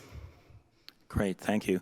And I'll just encourage my colleagues on the board, if you've got any comments or questions or concerns about the budget, please get them to the staff as quickly as possible. That gives them the opportunity to try and work that issue on your behalf before we have our hearing on Thursday. Just always good to get out in front of all of those questions that we may have. And Commissioner Gonzalez, you look like you might have a question now. Thank you, Mr. Chair. No, just again, as I've kind of stated every time, I always tell the public, I believe it's November 16th, is that one, not the one opportunity, there's several opportunities. I always see that as the best opportunity for the public to come out and make their those last changes.